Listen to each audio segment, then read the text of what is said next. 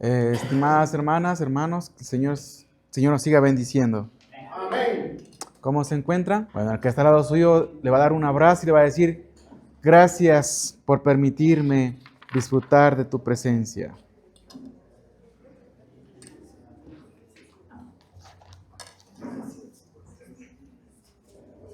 Bueno, damos gracias a Dios por la oportunidad que nos da de poder congregarnos,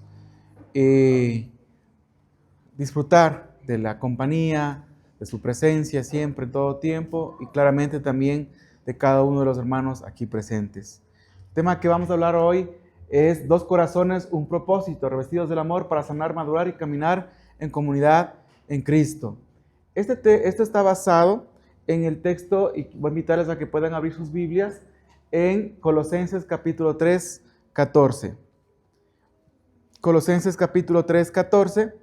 Dice, voy a leer desde el 10 al 15 para hacer un contexto completo. Dice, vístanse con la nueva naturaleza y se renovarán a medida que aprendan a conocer a su Creador y se parezcan más a Él. En esta vida nueva no importa si uno es judío o gentil, si está o no circuncidado, si es inculto, incivilizado, esclavo o libre. Cristo es lo único que importa y Él vive en todos nosotros. Dado que Dios los eligió para que sean su pueblo, santo y amado para Él, ustedes tienen que vestirse de tierna compasión, bondad, humildad, gentileza y paciencia. Sean comprensivos con las faltas de los demás y perdonen a todos los que les ofenda.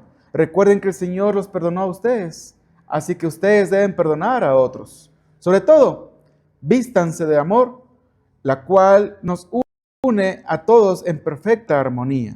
Y que la paz que viene de Cristo gobierne sus corazones, pues como miembros de un mismo cuerpo, ustedes son llamados a vivir en paz. Y claramente está basada en Colosenses capítulo 3:14, donde dice, por encima de todo, vístanse de amor, que es el vínculo perfecto.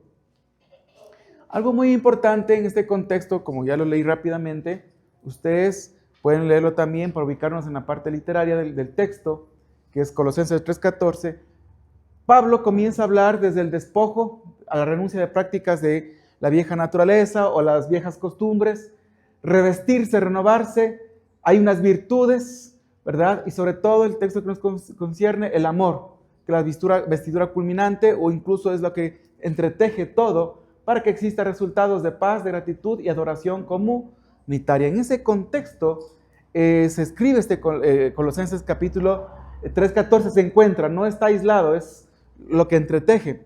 Es interesante que este texto o Colosenses se escribe en un contexto histórico religioso muy complejo. Al parecer existían bastantes formas de pensamiento, bastantes prácticas en la iglesia en aquel tiempo. Por ejemplo, quiero leer rápidamente Colosenses 2:18, dice, así que no dejen que nadie les contamine o les condene, y menos la gente que adora a los ángeles y que aparenta ser humilde. Dice que ven visiones, pero mienten. Sus pensamientos los llenan de orgullo, pero solo piensan cosas malas, ¿verdad? Y comienza a enumerar que al parecer existían esas prácticas desde la corriente helenística y judaizante también, donde pensaban que el tener visualizaciones o tener experiencias místicas les convertía en seres superiores. Entonces, al parecer existía esa situación de que yo tengo conexión con tal ser espiritual o con tal experiencia espiritual, y obviamente como yo tengo esa experiencia y tú no la tienes, te convierte en un ser inferior. Y eso generaba al parecer un punto de egocentrismo en los colosenses. Habían hermanos en ese sentido, ¿verdad? En cambio otros hermanos fomentaban de que para comer hay que lavarse las manos, porque si come las manos sin lavarse, ¿qué sucedía? Era pecado. Bueno, sí, se infectaba obviamente, claramente, pero también lo decían que se contaminaba todo el alma, el cuerpo. Y obviamente o también hacían prácticas muy ascéticas. Las prácticas ascéticas que eran ayunos prolongados, o a su vez se latigaban el cuerpo. Entonces, había muchas de esas prácticas, y que al hacer estas prácticas, los colosenses cristianos pensaban que estaban en una superioridad espiritual. Yo creo que Pablo no condena eso, simplemente le está diciendo, ustedes creen que por hacer eso ya están en otro nivel espiritual, pero no les dice, ¿verdad? No. Porque luego en el capítulo 3 dice, miren, como hay todo ese tipo de situaciones, e invita a, ¿verdad?, a vestirse de algo nuevo. Entonces, en ese contexto habla Pablo, y también en contexto de la vestidura. Para los colosenses, y en ese contexto, la vestidura implicaba estatus. Sí, estatus. ¿Recuerdan al hijo pródigo con el anillo? El anillo significaba ser un señor, tener un privilegio. Pero incluso las vestiduras para ellos significaba un símbolo de estatus y también de un cambio, ¿verdad? De un cambio. Entonces, en ese contexto de los colosenses, porque al parecer por la vestidura se dan cuenta, ¿verdad?, qué estatus económico o social tiene, hasta religioso, ¿verdad? Y en ese contexto, todo eso, Pablo también usa la imagen de la vestidura, reconociendo que la vestidura era, vístanse, les gusta y procuran vestirse para que les reconozcan de tal élite, de tal clase social, de tal profesión. Pablo les dice, está bien, pero mejor vístanse de algo superior. ¿Ok? Entonces, en ese contexto habla Pablo y usa la palabra vestidura. ¿Sí? Entonces, Pablo en este contexto nuevamente, explico nuevamente, existían prácticas místicas, existían prácticas judeo-religiosas, existía un helenismo muy profundo, pero también existía el clasismo, ¿verdad? ¿Ok? De distinguir o decir, este es así por la vestidura. Entonces, Pablo integra todo esto y va a dar una enseñanza en este sentido, ¿verdad? Entonces, en ese sentido y en el contexto literario del texto, que se acabo de explicar, ¿dónde se encuentra Colosenses 3:14? ¿Ok? Muy bien, entonces en ese contexto rápidamente me llamaba la atención que sí, fíjense, y por eso es que incluso Corintios, ahora le veo más sentido, cuando habla, incluso ahí dice, no existe judío ni griego, ni esclavo ni libre, en ese contexto, y el mismo contexto que usa en 1 Corintios capítulo 12, ¿verdad? Y les dice, mantengan la unidad, y si hay diferentes formas de ver las cosas, pero que sea el vínculo, la parte central que era Cristo. En otras palabras, la doctrina fundamental es la doctrina de Cristo. ¿Cuál es la doctrina de Cristo? Que Cristo se hizo, que primero era Dios, se hizo hombre, vivió como hombre, ministró, murió y resucitó. Esa es la doctrina de Cristo, que era Dios y hombre. ¿Sí? Muy bien. Entonces, esa era la doctrina, por si acaso. ¿Okay?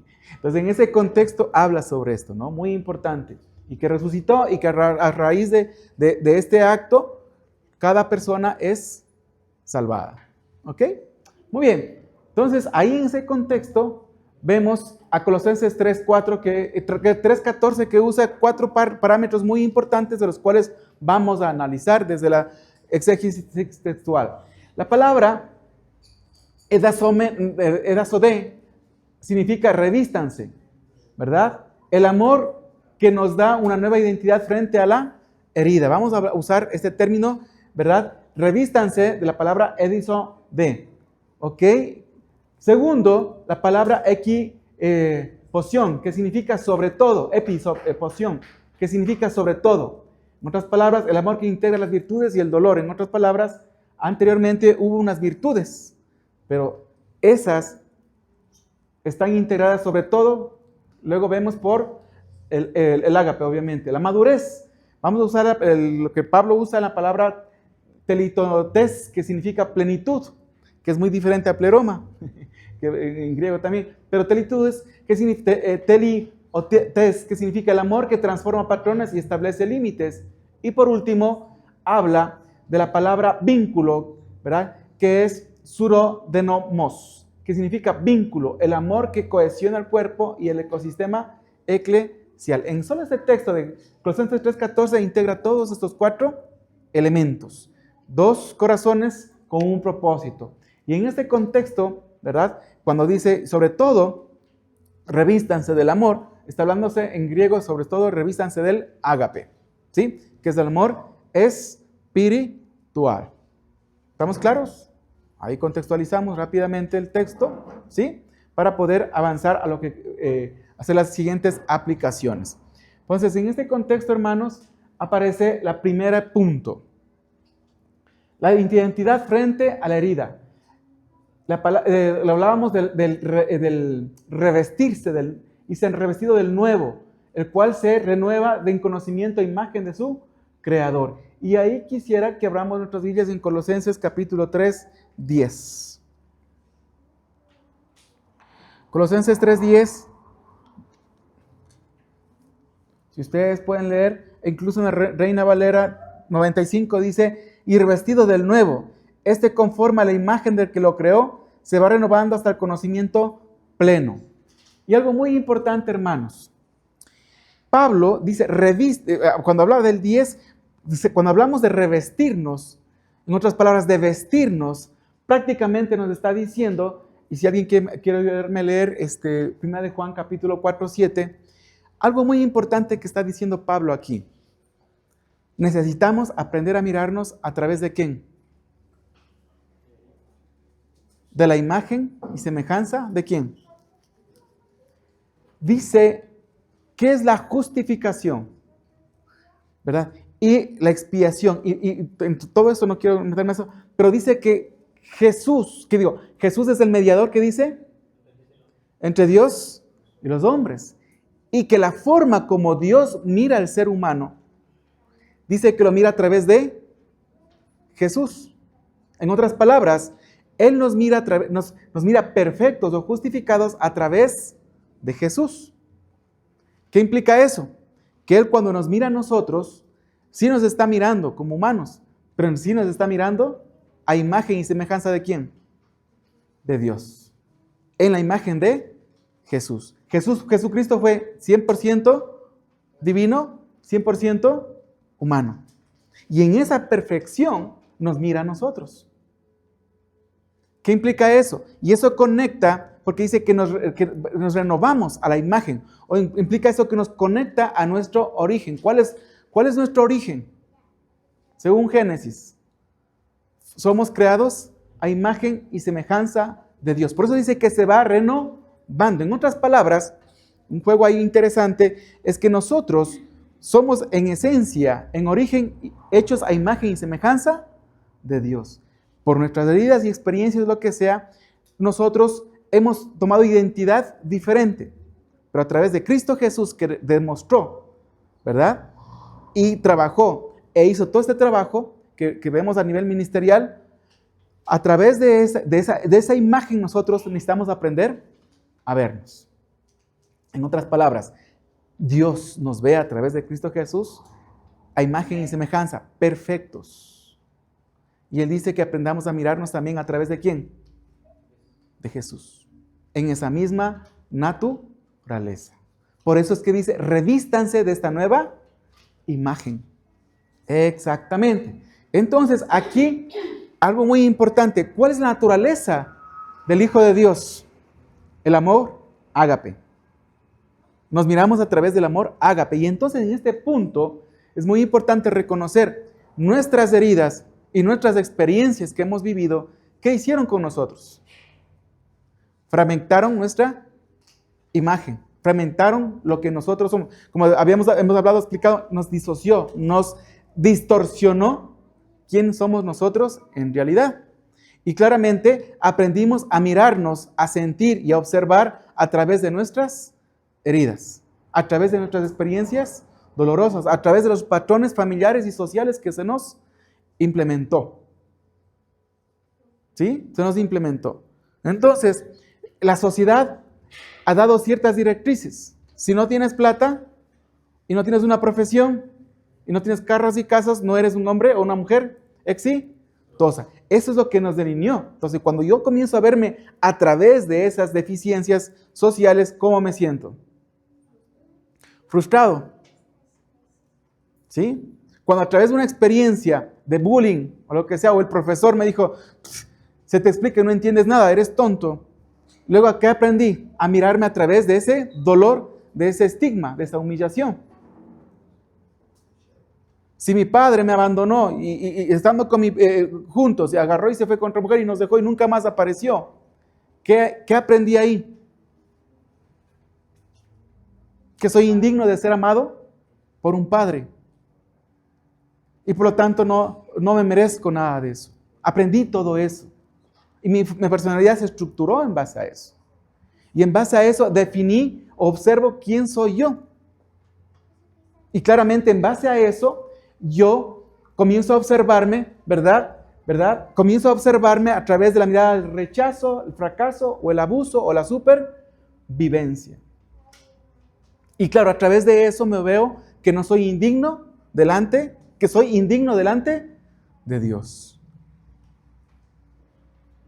Por eso que es interesante reconocer que, y les digo hermanos, yo al explicarles esto, no es que yo ya, como dice Pablo, prosigo todavía, o sea, lo digo y hay momentos en que entro en crisis, porque a veces comienzo a mirarme a través de mis traumas, a través de los estigmas, o de las comparaciones, o de los mandatos sociales, e incluso religiosos. ¿Sí? Un mandato religioso que es muy destrozante a nivel contexto en la iglesia, adivinen cuál es, por ejemplo, el cual muchas veces personalmente yo he tenido que sobrevivir ante eso. Si eres soltero, no tienes autoridad. Ese es un estigma y un mandato religioso que destruye, hermanos. Sin embargo, Pablo, soltero, ¿con cuántas cartas tenía? 13 cartas. ¿Ok? Pero sin embargo, a eso me refiero que muchas veces, a veces inconscientemente uno se mira a través de eso. Y otros, ¿cuántos estigmas más hay? Y por eso es que Pablo dice, en ese sentido está diciendo, revístanse de esa nueva mirada. Mírense como Cristo, como Dios los mira a través de Cristo, o mírense como Cristo los mira. ¿Cómo nos mira Cristo? ¿Cómo nos mira el Señor? ¿Cómo nos mira Dios? Amados. Como hijos amados. ¿Sí? Y Él nos mira, incluso dice que somos real sacerdocio. Pero sin embargo, cuando nos seguimos mirando a través de esta identidad fragmentada y no nos hemos revestido de la parte cristológica, nos seguimos mirando a través de ese dolor o de esas entidades fragmentadas, en nuestra alma fragmentada, de nuestra historia. Entonces, es muy importante, el revestimiento cristológico, no fingimos estar sanos, habitamos una nueva creación. La identidad precede a la conducta. ¿Qué significa la identidad precede a la conducta? Si yo me considero que soy mala persona, ¿cómo voy a actuar? Si yo me considero que soy un mentiroso y soy un pésimo mentiroso, ¿cómo voy a actuar? Es por eso que cuando los niños le dicen, es que eres un travieso, ¿qué hace el niño después? Se hace más travieso. Y aunque usted le diga de broma a un niño, él lo va a hacer. Porque él no filtra eso.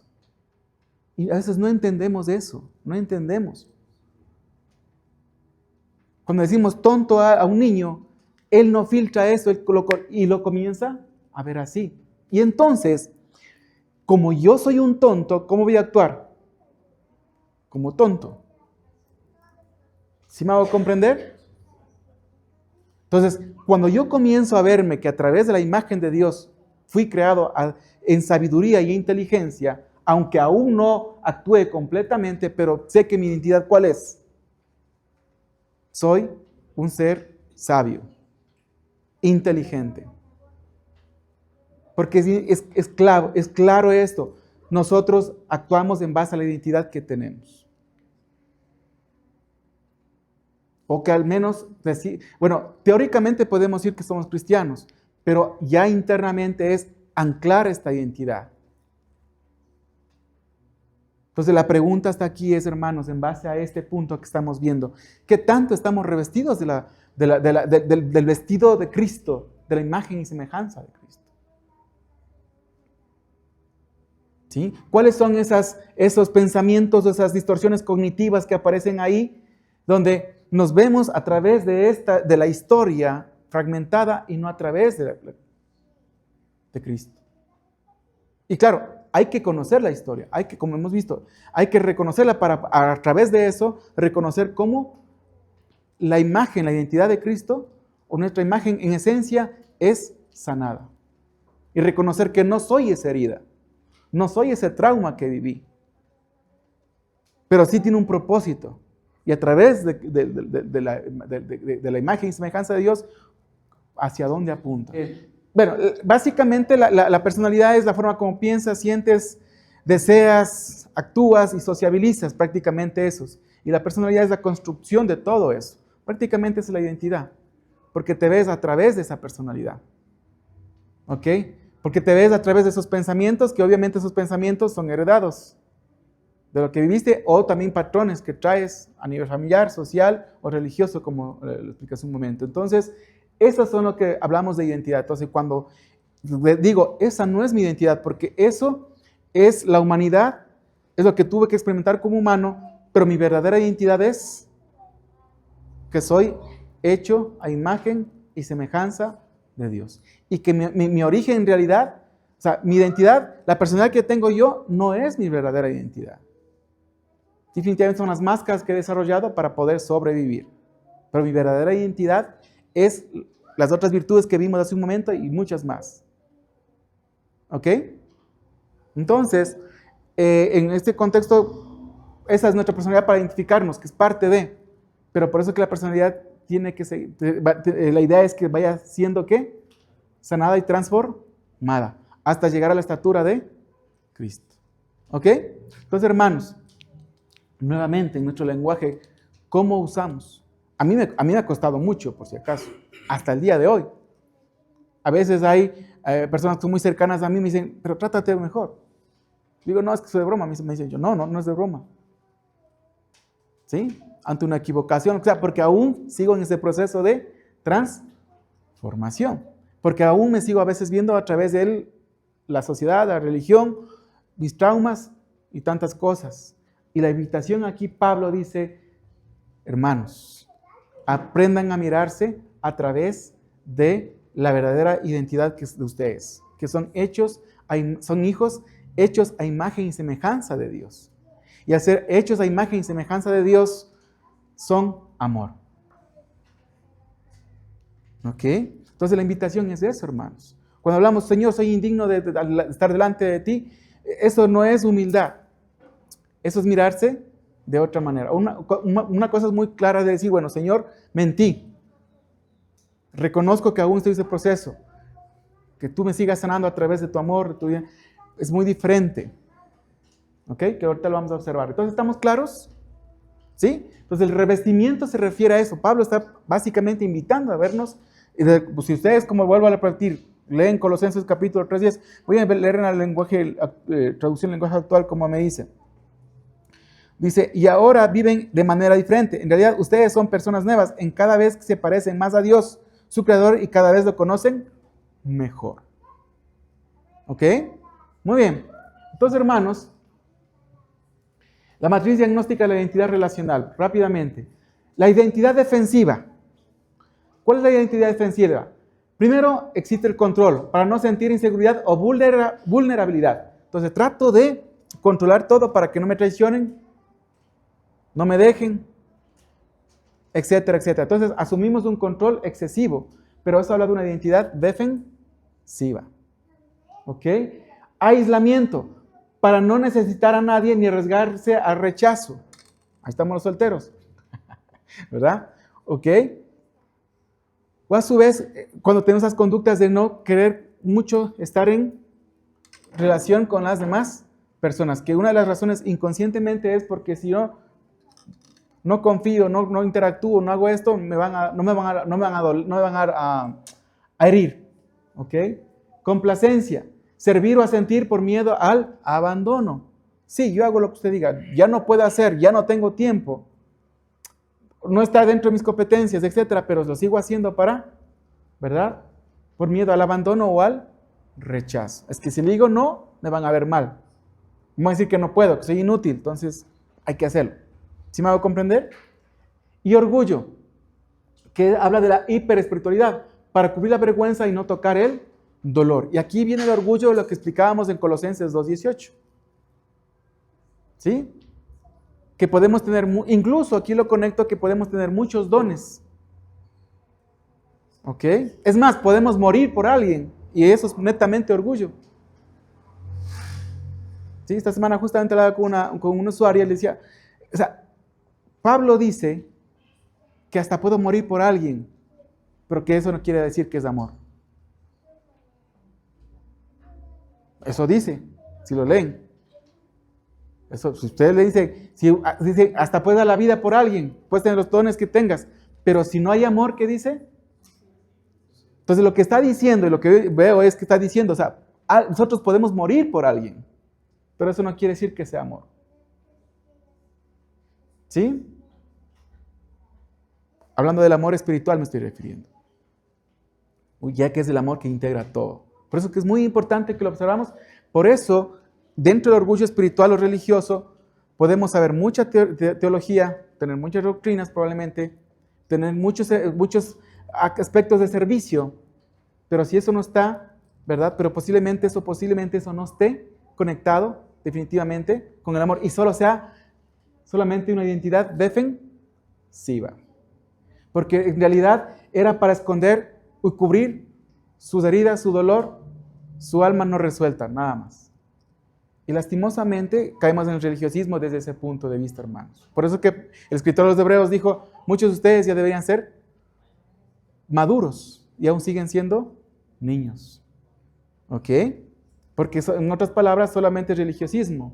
Usamos la religión como nuestro comodín para cubrir y no hacernos cargo de esos puntos. Y por eso seguimos teniendo una religión basada ¿en qué? En la culpa, en la etiqueta, en el juzgamiento, en la violencia. Perfecto. Yo creo que ahí la respuesta es cuando yo siento paz, armonía y seguridad en la identidad en Cristo. Sea que esté haciendo muchas cosas de servicio o algo poco, pero que lo esté haciendo desde la paz, haciéndome cargo de esa paz, de la sanidad a través del Espíritu Santo. Yo diría que es eso, hermano. ¿Ok? Yo diría qué tanto hay de transformación y madurez espiritual que vamos a ver ahorita. Ahí creo que ese es el punto. Yo diría que esa madurez significa es qué tanto hemos desarrollado la personalidad de Jesús. Que no necesariamente quiere decir que hagamos grandes milagros, que prediquemos a 5,000, 6,000 personas, que no necesariamente es eso, sino es qué tanto estamos revestidos de ese amor y qué tanto nos miramos a través de ese amor.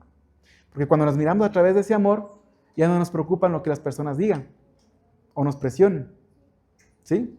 Y entonces, la identidad revestida en Cristo hay confianza. A su respuesta básicamente sería abandono del control frente al cuidado de Dios. Pertenencia, integración al cuerpo asumiendo riesgos vinculares. Yo me puse media hora y ya se me fue. Integración al cuerpo asumiendo riesgos vinculares, ¿verdad? Entonces, la verdad, servir desde la libertad, no desde la necesidad de aprobación, y la vulnerabilidad protegida, capacidad de nombrar el dolor sin que esto defina mi identidad total. ¿Qué quiere decir esto? Que tengo la capacidad de observar mis heridas, mis traumas, los patrones que traigo, los mandatos que traigo, ¿verdad? Verlos para poder seguir en la sanación y transformación ante el Espíritu Santo y que no tengo vergüenza de mirarlos. Porque las miro a través de las heridas de Cristo. ¿Ok? Entonces, cuando en nuestra comunidad o cuando uno nos da miedo vernos tal cual somos, yo diría, y nos seguimos con ese miedo, con ese control de que no van quién soy, creo que ahí todavía estamos camino largo, hermano. ¿Sí? Y lo digo por mí mismo y por todos. Entonces, por eso es que habla de esto, de que ya me miro a través de Cristo, a través de la imagen y semejanza de Cristo, entonces todo esto comienza a ser sanado. ¿Ok? Entonces, a eso se refiere Pablo, básicamente, revístanse de esta imagen. ¿Ok? Su historia es muy importante, Lo que te sucedió es muy importante. ¿Influye en tu conducta? ¿Influye en tus pensamientos? ¿Influye en tus emociones? Sí. Pero para que esto trascienda y cambie, tienes que aprender a mirarte primero a través de la nueva identidad en Cristo Jesús, que eres hecho imagen y semejanza de Dios, y ahora sí, a través del poder del Espíritu Santo, empieza tu proceso de transformación, donde ya esa identidad o esa experiencia netamente humana ya no te define, sino te define que ahora eres hijo e hija de Dios. ¿Ok? Muy bien. Entonces, cuando oremos, tratemos de buscar vernos a través de los ojos de Dios. Muy bien. Entonces, en este sentido, Efesios 4:31, ¿alguien me quiere ayudar a leer, por favor? Y dice, Colosenses capítulo 3:13, dice, soportaos unos a otros y perdonaos unos a otros. Si alguno tiene queja contra el otro de la manera que Cristo os perdonó, así también hacedlo vosotros, ¿verdad? Entonces, esta palabra pasión, ¿verdad? Pasión, ¿verdad? Pasión. Entonces, habla básicamente, ¿sí? Habla como hablábamos hace un momento, ¿verdad? ¿Sí? Sobre todo. Y este sobre todo, a través del revestirse, para entrar a vestirnos con el amor de Dios, básicamente, el sobre todo, habla, conectándose con la misma texto anterior, hablas del sí o sí, del amor y el perdón. Pero fíjense las virtudes. ¿Cuáles son las virtudes que habla el texto? El 12 dice, vestidos pues como escogidos de Dios, santos y amados, de entrañable misericordia, bondad, humildad, mansedumbre, paciencia y perdón. ¿Qué quiere decir en ese sentido? Que venimos con venimos con todas estas virtudes espirituales, nuestros frutos espirituales también los podemos llamar. Estos no se sobreponen, ¿verdad? Esos están ahí. Esos se van a aplicar. Y en base a eso, ¿verdad? El amor, el ágape, es el que conecta con todo eso. Pero es muy importante que habla de las virtudes concretas, compasión, verdad, humildad. Y estas no operan en el vacío. ¿Qué quiere decir esto? No quiere decir que ya no duele la herida. Correlacionando esta información, e incluso Proverbios 4:23 dice, sobre todas las cosas cuida tu corazón porque esta determina el rumbo de tu vida. Y el Salmo 147:3 dice, Él sana a los de corazón quebrantado les venda las heridas. ¿Qué quiere decir todo esto, hermanos? Es muy interesante que habla aquí del perdón. Habla aquí anteriormente de la compasión, de la verdad y la humildad. ¿Qué implica todos estos textos? Pablo está diciendo prácticamente que para que nosotros tengamos compasión de alguien, humildad con alguien, hay que perdonar a alguien dentro del contexto de la iglesia. ¿Qué implica? Que la comunidad que va a tener, ¿desde dónde ofendemos a alguien? Desde las heridas. ¿Desde dónde tengo mucho control? Desde la traición. ¿Desde dónde miento? Para protegerme. ¿Qué implica eso? Pablo está diciendo que estas virtudes van acompañadas ¿de qué?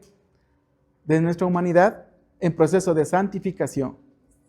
Entonces, en ese proceso de santificación, que aún hay heridas por sanar, hay heridas, dolores, hay emociones no resueltas, a la par que tiene que haber compasión, humildad, perdón. Entonces, en otras palabras, no existe una comunidad que no tenga heridas, problemas, crisis, porque ahí se desarrollan todas estas virtudes. En otras palabras, ¿qué está diciendo? Que la sanidad no dice ya no duele, aún duele. ¿Y cómo duele? En la manera como yo me relaciono con los demás. ¿Ok?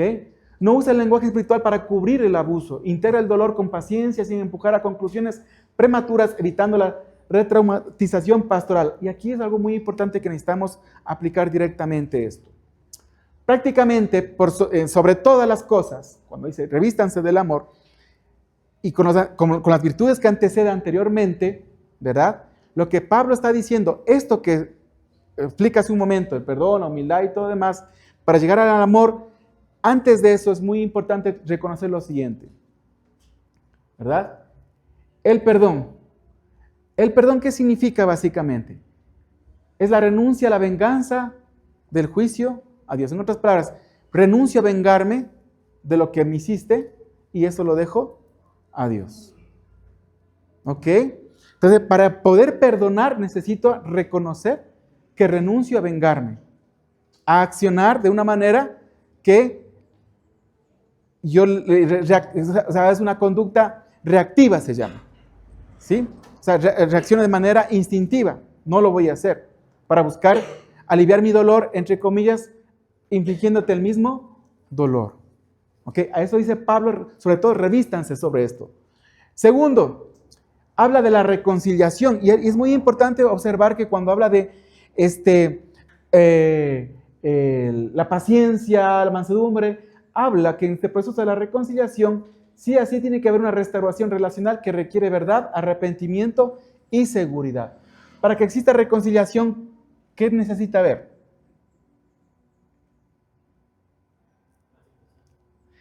La verdad. ¿Qué implica la verdad? Esto me dolió. Esto me humilló. Esto me laceró el alma. Es una verdad. ¿Ok? Esto tocó esta herida y yo me voy a hacer cargo de esto. Pero también es cierto que tú me la hiciste. En nuestros contextos religiosos es, perdón hermanos, y siga. No, pero no se habla qué sucedió. Que es muy típico que traemos de nuestras familias muchas veces eso. Hay un conflicto, nos hacemos los locos 2, 3 días, ley del hielo, y al cuarto día comamos, salgamos de paseo y nada pasó. Es muy común eso en las familias, por si acaso. A eso se refiere. Porque no se dice, no se habla, no se llega a reconocer. Porque el arrepentimiento, ¿qué significa arrepentimiento? ¿Qué significa arrepentimiento? Hacer ese proceso de toma de conciencia desde dónde ofendí o desde dónde me dolió. O sea, hacer todo ese proceso. Y eso atraviesa la verdad a través del Espíritu Santo. Entonces, ¿por qué? Porque ese texto a veces es usado por muchos, yo lo he usado muchas veces yo como religioso tal vez, para obligar a callar a las personas, o sigan nomás, perdone, sigan nomás. Y no se hizo este análisis. Así es, amén. Por eso dice, confesaos, como dice hermana. Porque la confesión implica, no significa, Mauricio, perdóname. No es eso confesión. Confesión es decir, sabes, te hice esto, te dije esto, lo hice desde mi enojo en esto y esto y esto, y lo reconozco y pido las debidas disculpas. Cristo me dice que haga esto y esto. ¿Sí me hago comprender? Pero hay un proceso de toma de conciencia en ese sentido. La otra habla de la restitución de confianza. Habla de un proceso gradual basado en la coherencia sostenida. ¿Qué es paciencia? Paciencia es esperar el proceso para ver los frutos. Y antes de eso, en Colosenses habla de que revístanse de la paciencia. Y la paciencia básicamente es justamente, habla de en el proceso esperar, con fe, con amor. Entonces, ¿qué implica también cuando hacemos procesos de perdón o de reconciliación en nuestros contextos, hermanos? Sí o sí hay que también hacer un proceso gradual basado en la coherencia sostenida. ¿Qué implica eso? Sí, yo te ofendí, te dije que eres un bueno para nada, lo hice desde esto. Ok, ¿qué es lo que vas a hacer como coherencia, fruto de ese arrepentimiento, verdad? Para mostrar esos cambios. Que más que para mí son para ti. Pero obviamente para que nuestra relación avance, se requiere esos cambios. No como condicionantes para amarte, pero sí como muestra de que podemos seguir avanzando. ¿Qué implica eso? Y por eso es que la palabra de Dios incluso dice, por sus frutos los conoceréis.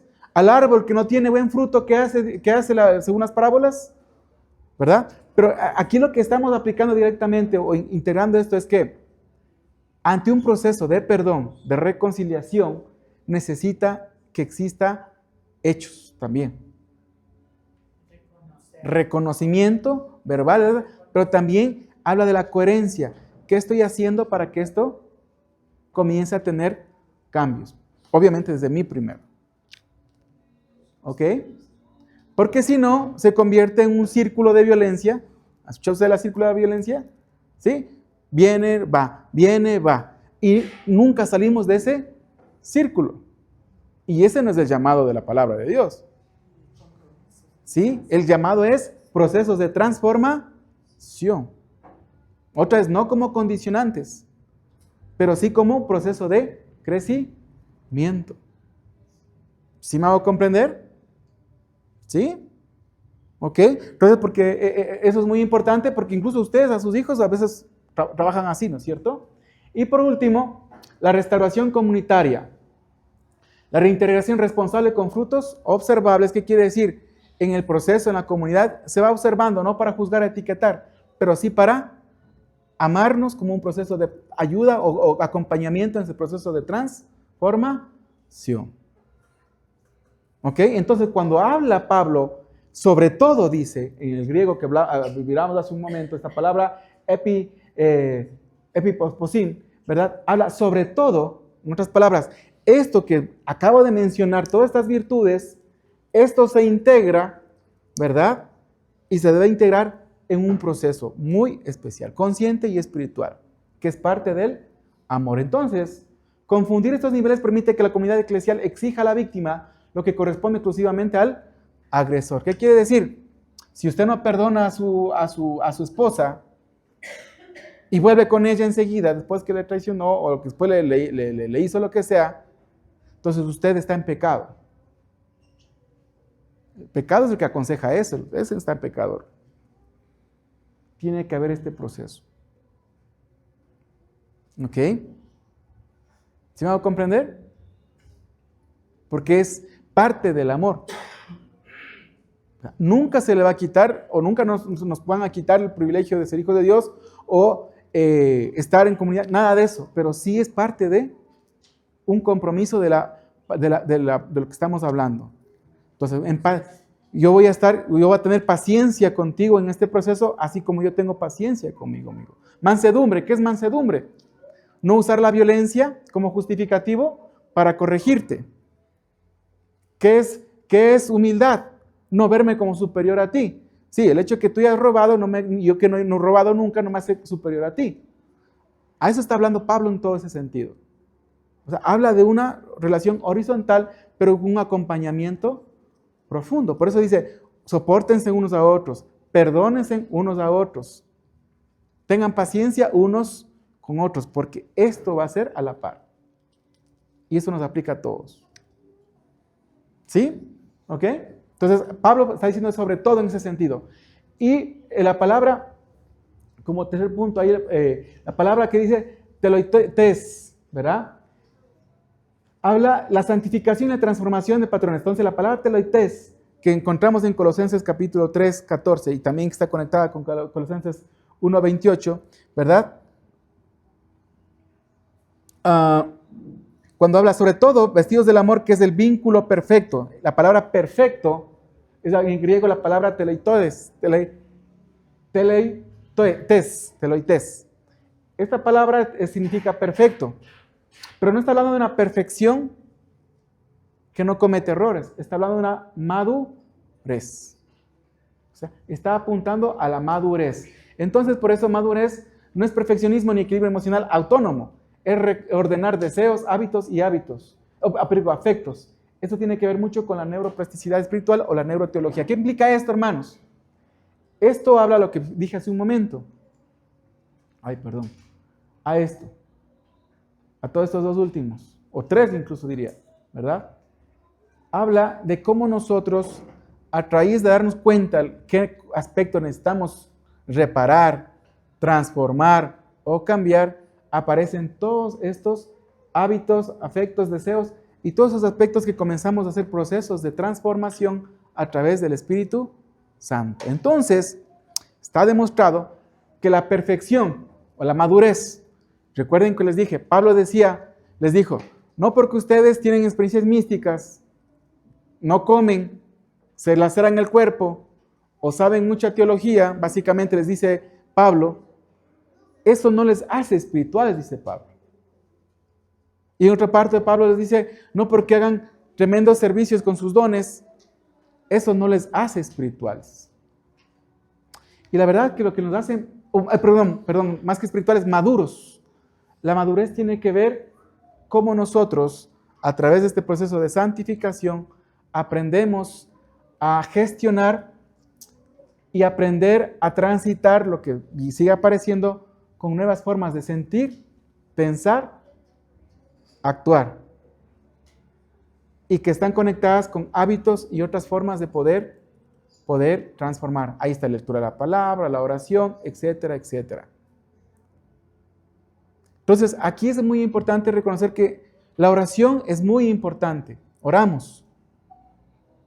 Pero si esa oración no está acompañada de estos procesos, no va a haber madurez. Oh, Señor, cámbiame que soy mentiroso. Oramos 10, 15 años, cámbiame que soy mentiroso.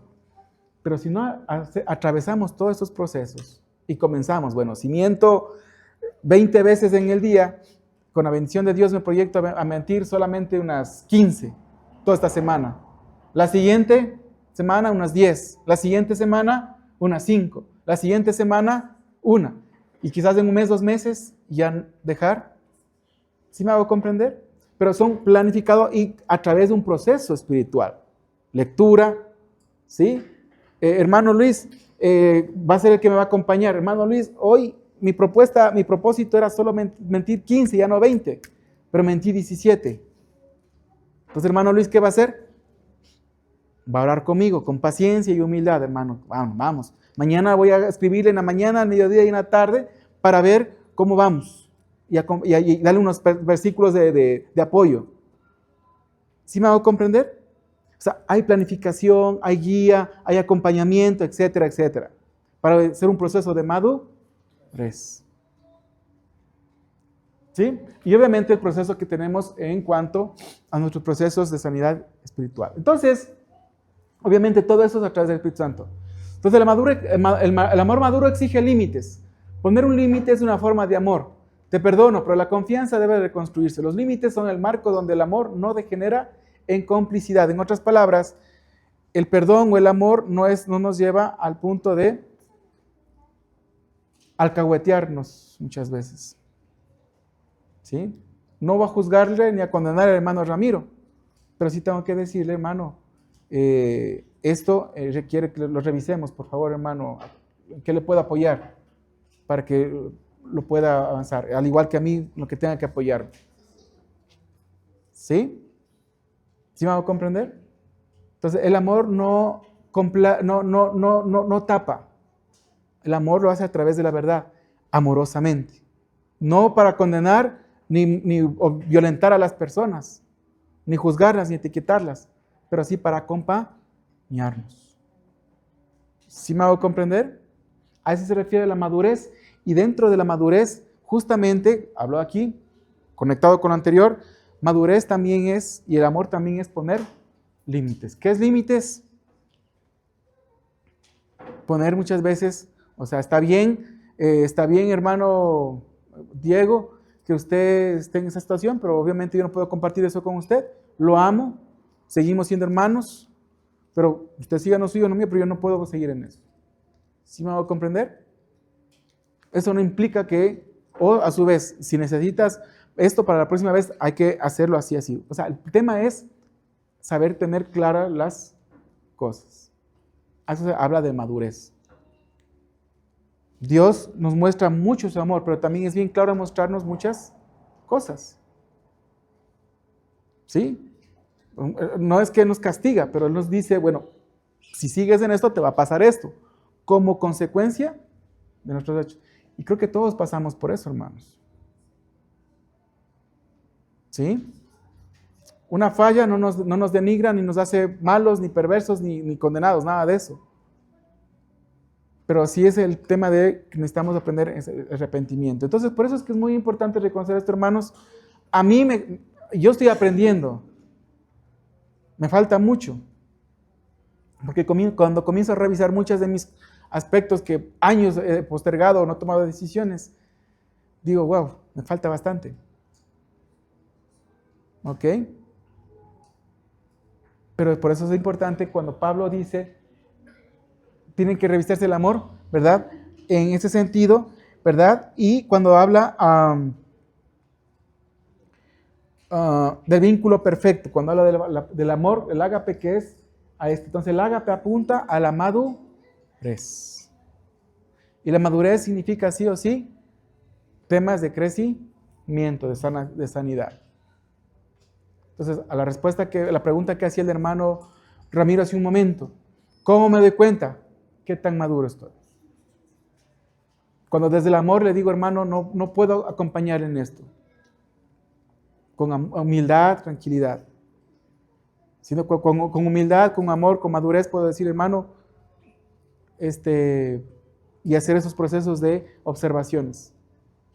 Pero sobre todo cuando yo he logrado hacerlo conmigo mismo. A eso es más que todo la madurez porque es interna con nosotros mismos. ¿Ok, hermanos? Entonces, hasta aquí. ¿Qué tanto hemos crecido en ese punto? Madurez. Porque el amor espiritual lleva ¿a qué? A una madurez. ¿Ok? ¿Por qué me lleva a una madurez? Porque logro verme a través de la imagen y semejanza de Cristo, pero también que yo soy hecho esa imagen y semejanza. Que eso me permite reconocer mis heridas y aspectos que me han lastimado, y a través de eso, ¿qué me lleva? A ser perdonado, reconciliado en los procesos de sanidad y de transformación, que a la final me va a llevar a la madurez, a tener relaciones maduras. ¿Y cuáles son las relaciones maduras? No son las relaciones que comenzamos a gritarnos, a darnos de puñetes o me voy de aquí. No, la relación madura es cómo lo resolvemos esto. Y busca la reconciliación. Y prima el amor. Tú y yo no nos podemos poner de acuerdo, pero sí podemos conciliar en esto para avanzar juntos, sí. ¿Ok? Y por último, cuando dice vínculo, la palabra vínculo, la de los tejidos, ¿verdad? Habla que todo el cuerpo nutrido y unido por las coyunturas y ligamentos crece. Entonces, una iglesia madura no es una simple suma de individuos aislados en proceso de sanidad. Es un tejido espiritual estructural que edifica, protege a los demás, a los más vulnerables, corrige sin destruir y repara institucionalmente cuando hay daño, conectando los textos que leí hace un momento. En otras palabras, el vínculo, el amor, es ese vínculo y que se va a manifestar como iglesia en comunidad en este sentido. Entonces, la comunidad, la iglesia madura, ¿verdad?, está en un proceso de sanidad y de transformación. Esa es la iglesia madura, que está ejerciendo el ágape, viviendo a través del ágape. O sea, hay sanidad y transformación. ¿Qué más? Sabe poner límites. ¿Qué más? Protege y resuelve los conflictos siempre y cuando, y siempre basados en lo que la palabra dice, básicamente es protegiendo y acompañando más a los vulnerables. A los agresores, obviamente, como también somos agresores, también el proceso de transformación. Pero implica que la iglesia no necesita o el ágape no va a proteger a los agresores lacerando a los más vulnerables. ¿Ok? Diciéndole, ya no debería sentir eso, hermano. No, ya no debería pensar eso, hermano. Eso no. Eso es acompañar de otra manera. ¿Desde dónde está pensando, sintiendo eso? No obligando o callando o generando una paz, una unidad por testimonio de la iglesia, callando y obligando a los vulnerables o las víctimas a que callen, silenciadas, ¿verdad? Y que sean más traumatizadas en el contexto religioso. Muchas personas vulneradas, víctimas de violencia física, psicológica, sexual, económica, en vez de estar siendo sanadas por nuestro contexto, a veces lo que experimentan es una victimización secundaria o incluso, bueno, más legal, pero religiosos diría eso, pero también reexperimentan los traumas. Y la iglesia sana no hace eso. Acompaña, es humilde, paciente, ¿verdad? Perdona, sostiene, pero sobre todo generando estos vínculos de amor en ese sentido. ¿Ok? Entonces, hermanos, para terminar, el vínculo enfermo, hablando de cuando no hay el ágape. Triangulación de conflictos en lugar de confrontación directa. ¿Qué es triangulación? Yo me uno con Astrid para hacerle bronca al Jonathan. Eso se llama triangulación. Eso es patológico. ¿Ok? O cuando si yo fuese papá, me uno con mi hija para hacerle relajo a mi mujer. Eso se llama triangulación. Cuando busco aliados. Eso es en la casa, en la familia. Analicen ustedes. ¿Con quién ustedes se alían para hacerle relajo al otro? Eso se llama triangulación. Patológico, pues porque no lo resuelves directamente con la persona, sino que usas a otra persona como tu aliado para tener fuerza y acabarlo al otro, por destruirlo, para que te dé la razón, en cierta manera. Eso sucede en la familia y también sucede dentro de la iglesia. ¿Ok? Una forma rápida que te puedo decir, o las diadas. Entonces, eso se habla de un vínculo enfermo. Y claro, lo que tú me mencionas también es heredado, son patrones heredados. Se exige el perdón a las víctimas sin exigir reparación al ofensor. Y es triste ver que a veces, pídanse perdón los dos, y si él me ofendió, pero mutuamente para que exista paz. Liderazgos que controlan y no rinden cuentas, ¿verdad? O cuando no hay un acompañamiento en el liderazgo. Y espiritualización del conflicto. La unidad se usa para silenciar el dolor. En otras palabras, muchas veces se usa la unidad para cometer, muchas veces, delitos, fragmentar más las relaciones o someter para continuar una situación sin poder llegar a esa toma de conciencia. ¿Okay? El maduro. La verdad se habla frontalmente sin intención destructiva, lo que te explicaba. Los vulnerables no son protegidos activamente mediante protocolos eclesiales, o sea, existe una forma de resolver estos problemas. El liderazgo asume la reparación pública cuando el daño fue institucional.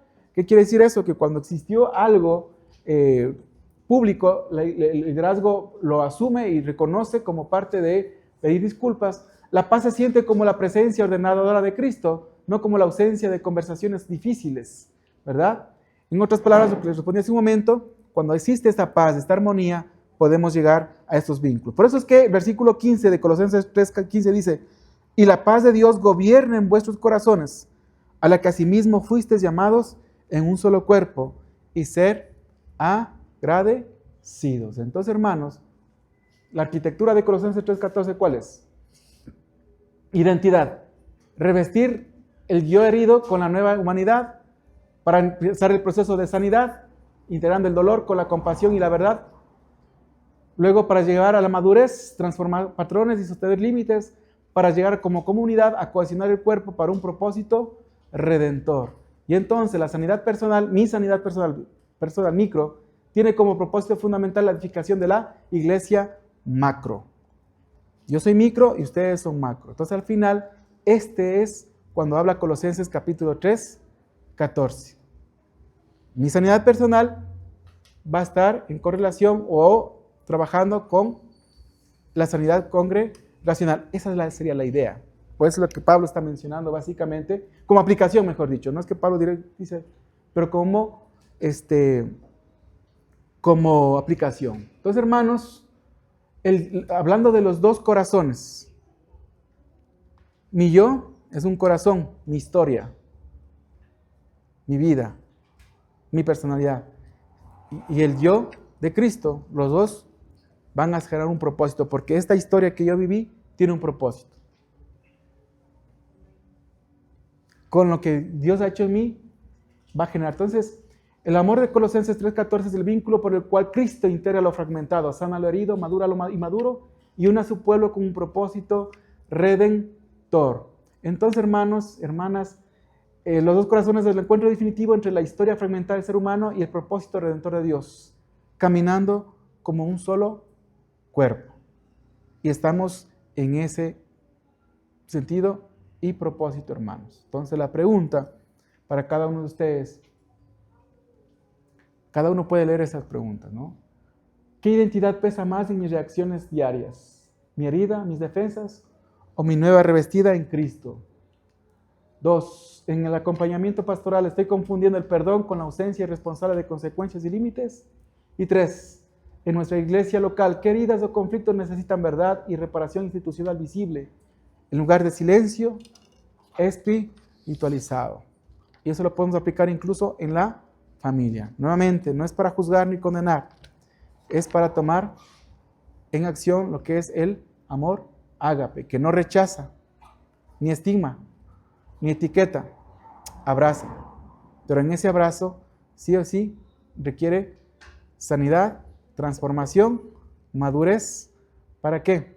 Para que el vínculo perfecto de la paz, el amor de Dios, el ágape, nos mantenga unidos en lo que Él quiere, ¿verdad? En esa transformación constante. Dicho eso, hermanos, una frase: Jesús toma mi historia y redímela, toma mis heridas y transfórmalas en compasión, forma en mí nuevos hábitos de amor y verdad, humildad, gratitud, perdón y servicio. Entonces, que tu amor sea mi vestido, que tu paz gobierne mi corazón y que mi historia sea transformada por tu gracia. Que la paz y el amor de Dios continúen en nuestras vidas.